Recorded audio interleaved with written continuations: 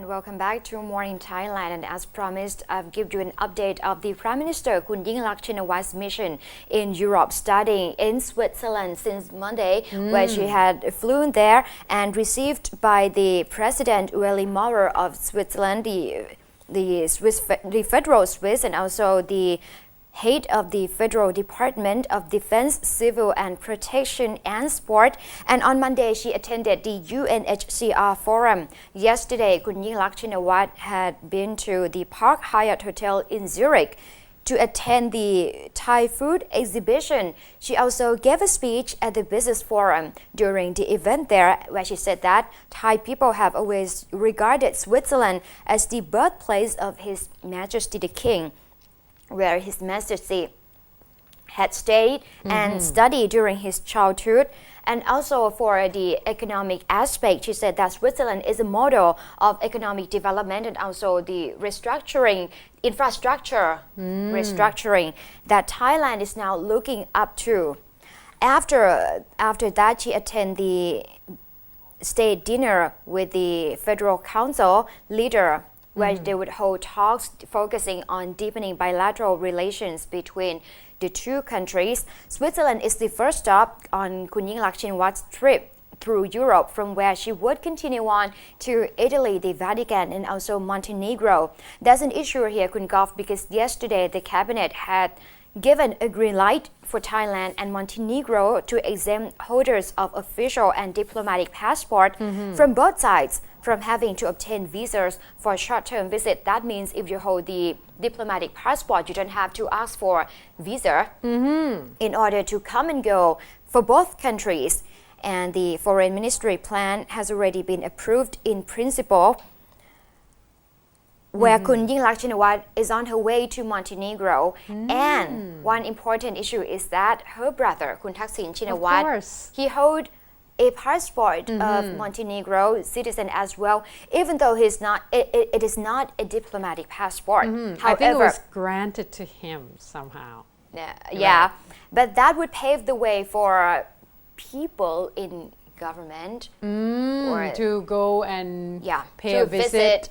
Montenegro more easily. It's really hard. Like, the Prime Minister is in a very tough spot at this point, because when a lot of people, especially the reporters, when they see the name, the Montenegro on the European trip, that's kind of raised a lot of concerns and questions and eyebrows at this point. Obviously, whether or not there's some hidden agenda. And of course, she reassured that it was just because the foreign ministry of the country has requested several times already that she visited. So she said that might as well. And that is interesting, isn't it? And about the granting of the visa here, she said the Foreign Ministry said that the agreement is an increase of cooperation between the two countries in terms of relations, politics, economy, and tourism. But some people have questioned about the number, in terms of number of passengers,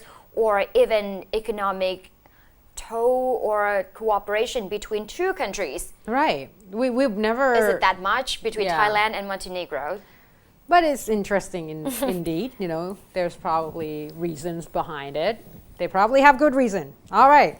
Let's move on to another interesting news, of course, giving you a wrap-up of yesterday. Yes. Finally, you know that it seems like the deliberation here in Thailand takes like forever to do anything. They're debating, they're counting numbers, they adjourn the meeting and such.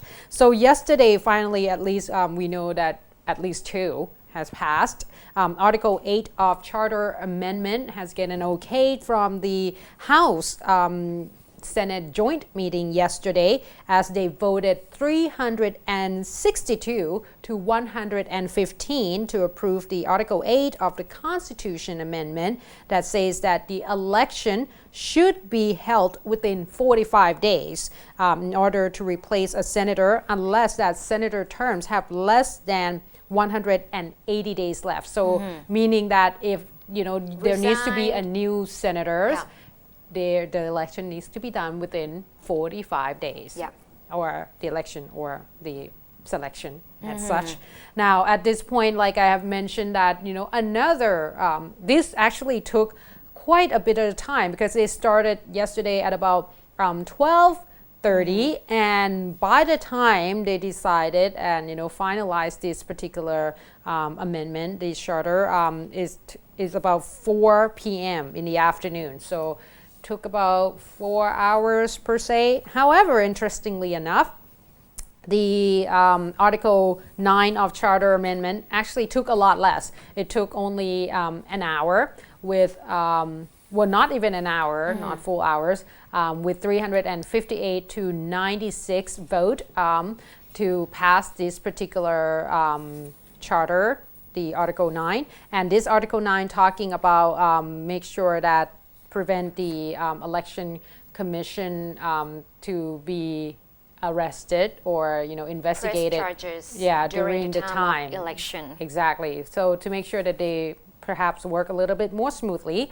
And one of the most interesting thing that came up yesterday too was that Kun Tharit Phengdit, the DSI chief, will actually get an extension. He will get to be on his post for another year. So that means he's performing very excellent. Yeah, he seems to take on a lot of interesting cases. That for sure. DSI has a variety of cases that deemed to be high profiles. At least that's what they say. So they say that at this point he will be remaining as the chief until October the 18th because he has a lot of issues on his hands. He have to work on them. So they would like to give him an extension. So we're probably going to see a lot more of Kun Tharit Phengdit. Yes, of course. And of course, a lot more of criticism as well because a lot of people obviously, sometimes they raise eyebrows and such in some of the cases that you just did not think that DSI would take in, but they take it on anyway. Kun Gov, I thought you would report the incident, very interesting incident that happened in the parliament chamber in the morning where Kun Nikom Vairachaphanit, the House chairman, even getting on a dramatic scene. Well, they say that he have a shaken voice and teary eyes, but he did not sob. So no, he didn't sob, right? So it cannot be that bad. But of course, this is Kun Nikom was greatly criticized by all sides from being impartial, being not so neutral, right, and quite biased in terms of So there's a lot of commotion and protest against him and his performance. So he said that yesterday with this shaken voice, as you said, that actually he didn't want to be in this position, but all of you handed it to him. Yeah, right. Poor guy. All right, let's take a short break. Kun Chain will actually tell us a little bit more. This is on the front page as well about the whole craziness with the Kun Apisit calling prime ministers. Well, they say that a lot of people thinks that he implied that she's stupid and such. So please stay tuned.